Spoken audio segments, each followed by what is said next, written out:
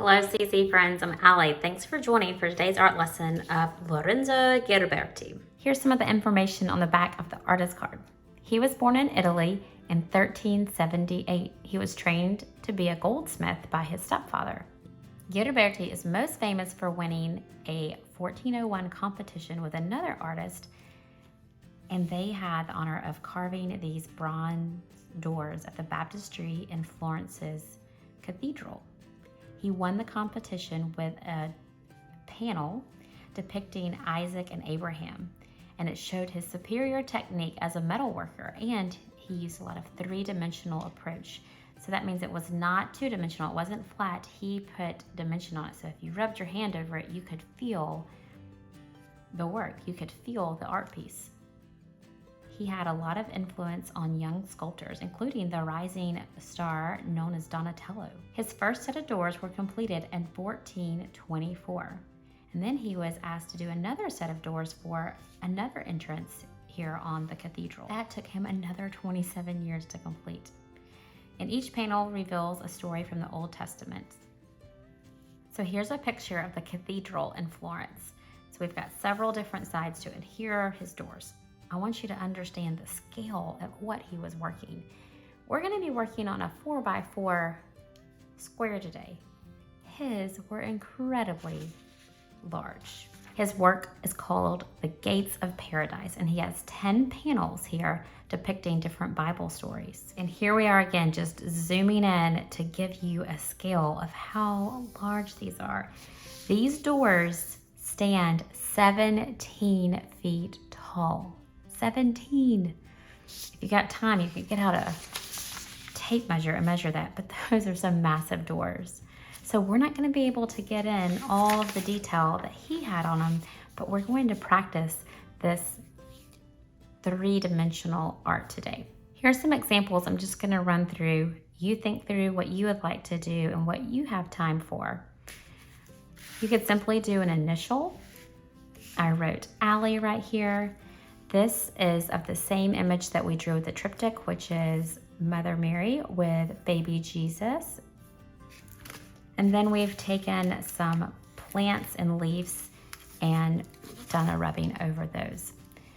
The largest size that you should work with is 4x4. The gold piece of foil is 6x6. If you don't have gold, then you could get just aluminum foil out of your kitchen and do that as well. So a list of things that you're going to need is the cardboard. You're going to need either the gold foil or aluminum foil. You're going to need glue. If you have a glue gun and you have permission to use it, then that's also a great tool. I'm going to be using a glue gun in my demonstration today just so that we can move through it quickly. You're going to need some brushes. You're going to need something to probably protect your clothing. So a smock or just an old t-shirt. I'm using black acrylic paint. I use scissors to cut this out. And then I'm going to be using also just some regular Elmer's glue.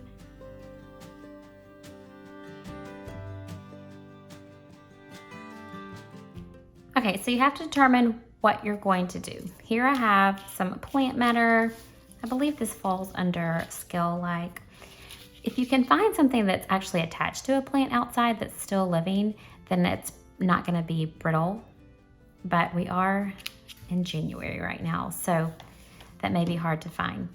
Now, if you're doing this and you don't have access to a glue gun, then you can just take some Elmer's glue and, or white glue and squeeze it on there and press it on there and let it set. Like I said, glue gun for me so that we can move quickly. I'm just going to put a little dab of glue there to hold this down. My glue gun has a couple settings of low and high, and so just set that to low just so that you can work with it. See this little drop of glue? After it dries, I can just pick it off. I'm also just going to secure a few of these down.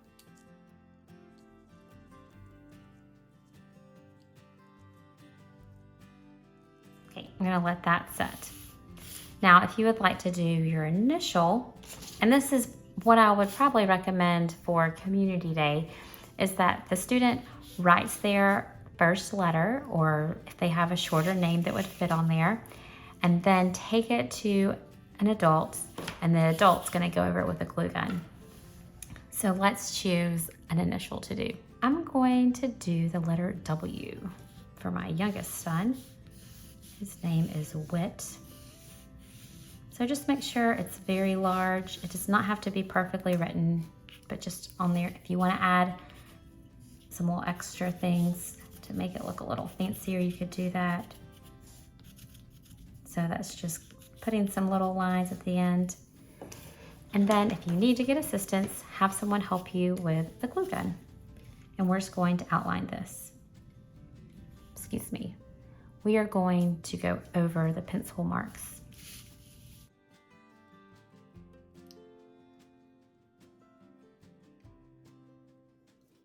I'm going slow when I do this, and that way I can get more of a consistent line. So just take your time, and you probably, if you're using cardboard, then you could just grab another piece if it's not working out.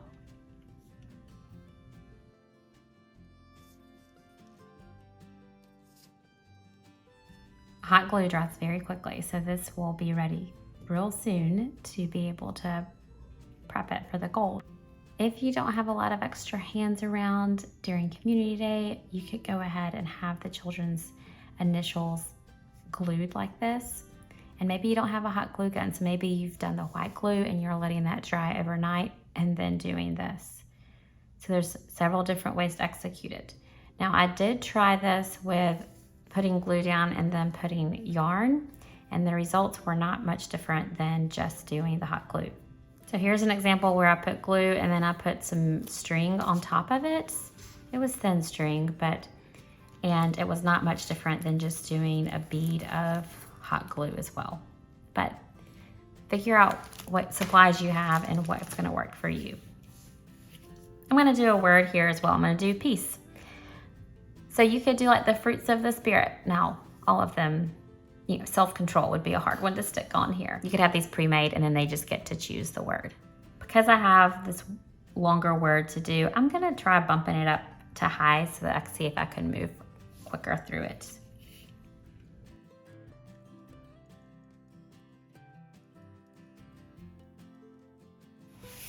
Some other suggestions would be like just a smiley face or a very simple image. I'm gonna do a sun as well, just to show you some options.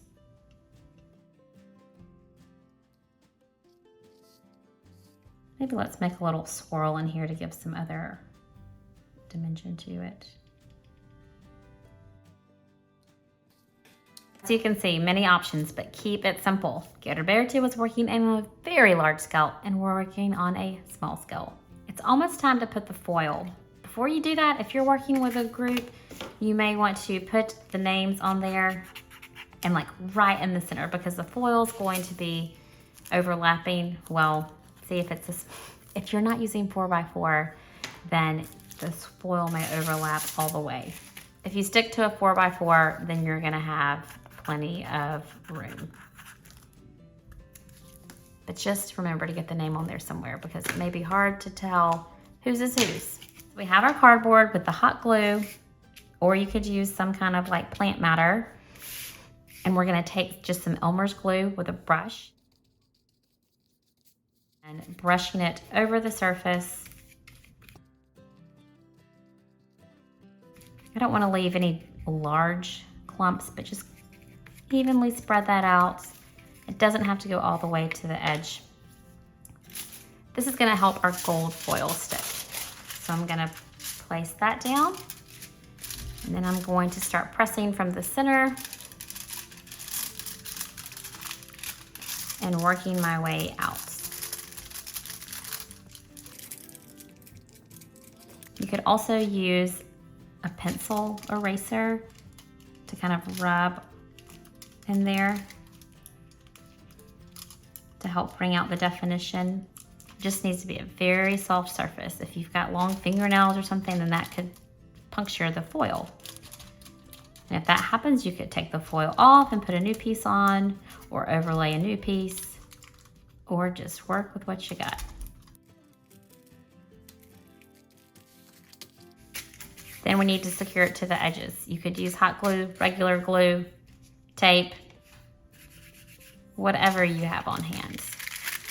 And it doesn't matter if it's not centered, but you do want to make sure you get it as close to the middle of this foil so that you've got enough room to overlap.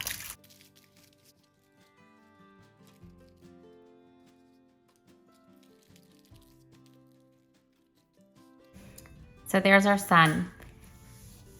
Let's put foil on these and then we'll do our last step, which is to put some black paint on there to really kind of highlight the relief. If you don't want to worry about the black paint, then you could just leave it like this, and this is beautiful as well.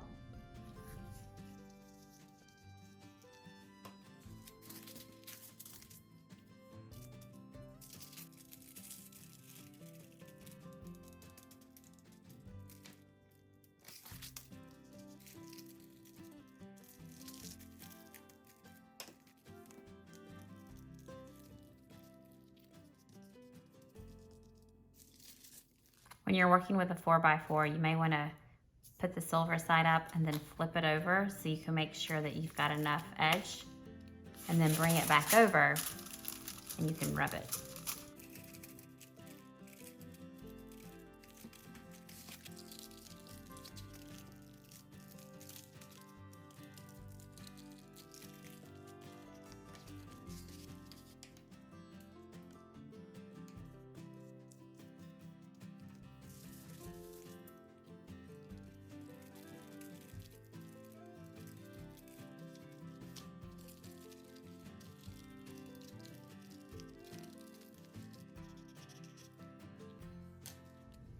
Our next stage is going to be the black paint.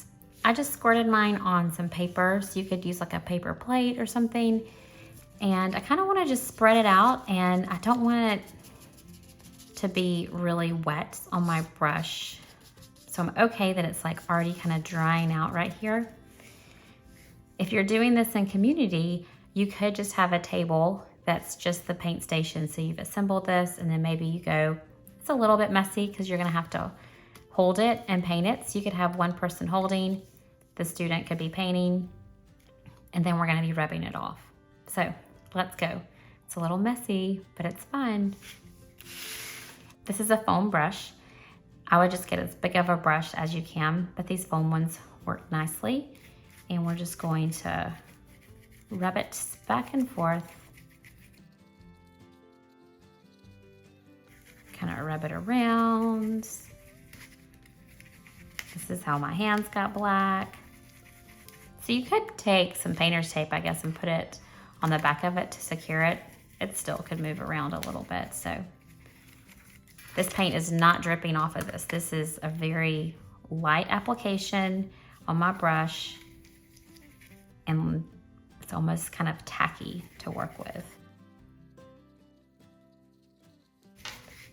So you could leave it like this, or let it sit for a few minutes, and then we'll come back and rub off the raised part. So I'm gonna do these other three.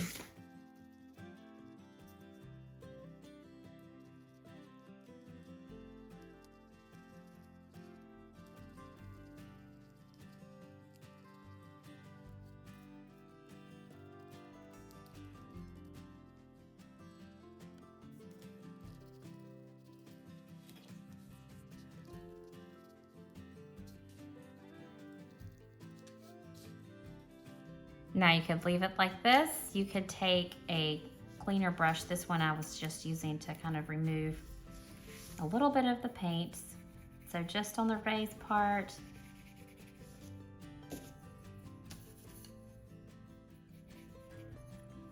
See how I'm kind of holding it to the side, and whatever's raised, I'm letting it kind of rub off that paint. And it just highlights whatever we wrote underneath it. If you feel like you've removed too much, then grab that brush, put some more back on there, take that dry brush and rub it off. So you're like, ooh, I want it to be heavier. Then you could do that.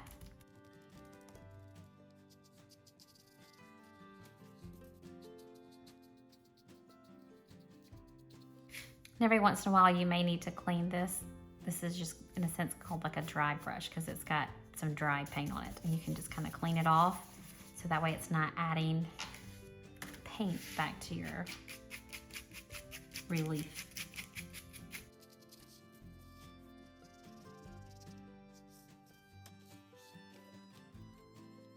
Thanks for joining as we learned more about Mr. Lorenzo Ghiberti and his work with three-dimensional panels that he created for the cathedral.